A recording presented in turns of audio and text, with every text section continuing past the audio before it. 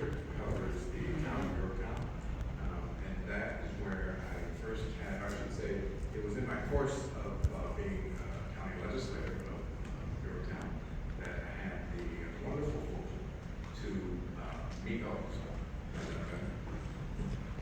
How's this better? No? All right.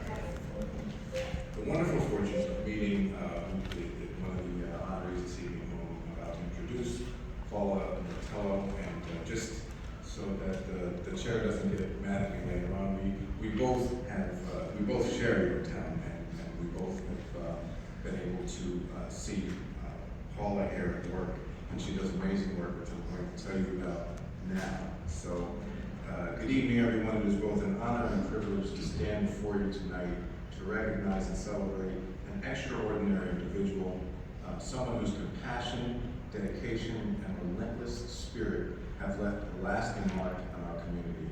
I speak, of course, of Paula Miritello. I'm pronouncing that correct? Okay, great. Paula is a woman whose leadership is not only defined by the work that she does, but by the heart and purpose put behind it. Her journey has been one of both personal loss and incredible strength. And I believe this is the 25th year? 25th year since the passing of your beloved brother, who was the inspiration for her brother Vincent, who was the inspiration for her organization. And it becomes even clearer now just how deeply his memory has served as a source of inspiration and motivation in her life. In his honor, Paula founded My Brother Vinny, which is a nonprofit organization that has grown into a beacon of hope for those who have given so much to our country.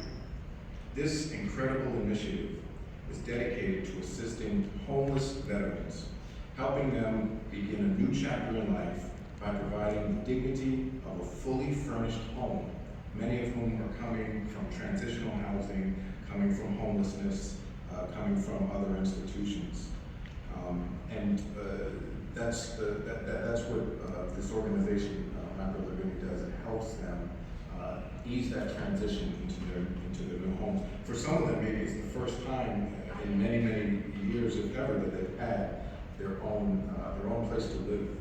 And so whether it's delivering furniture, assembling it, or simply showing up with a smile and support, Paula and her team do it all with love and with an unwavering commitment. And I can testify to the fact that this work that she does is not easy work.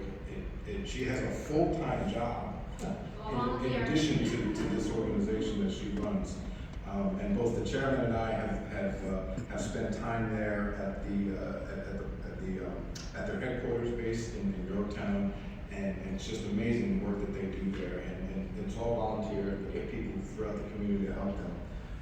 And so thanks to her leadership and the support of the community that she inspires, My Brother Vinny has now helped, and you correct me on this, over 2,950 U.S. veterans, and that number continues to grow each and every day.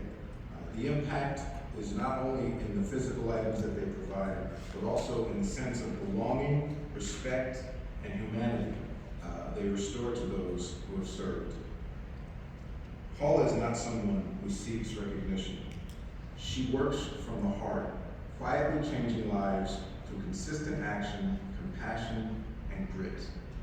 So tonight, it is only fitting that we take this moment to honor her for all she has done and continues to do for our veterans and our community. And so it is with that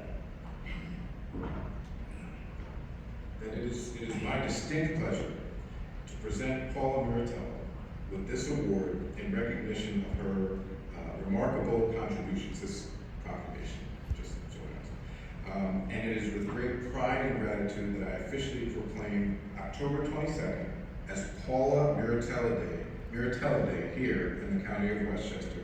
Congratulations, Paula.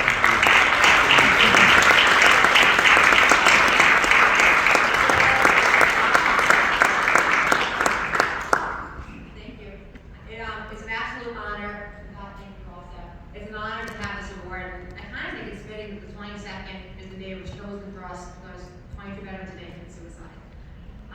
My brother Vinny was not a veteran. I come from a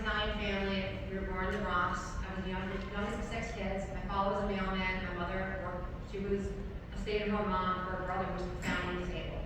Vinny could not walk or talk, and he died at 20 years old. When my brother Vincent passed away, it was a deep void in my life. I had a boyfriend pass away 6 years earlier, when I was 23 years old, and back then we didn't have internet or ways to openly grieve when you were in pain. So when my brother died, I'm like, I'm gonna start mourning my brother and honoring my brother in a way that keeps his legacy alive and also helps me get out the pain I had. So I started bringing dessert to like special needs groups or helping people.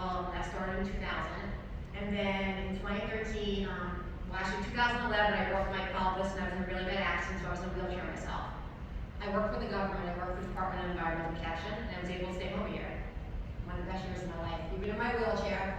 My worker Kenny would push me around in my wheelchair, and I was like, I learned how it felt not to be able to walk and to know what my brother went through. And I formed my charity in 2013 to help people who are homeless, have mental health issues, and disabilities.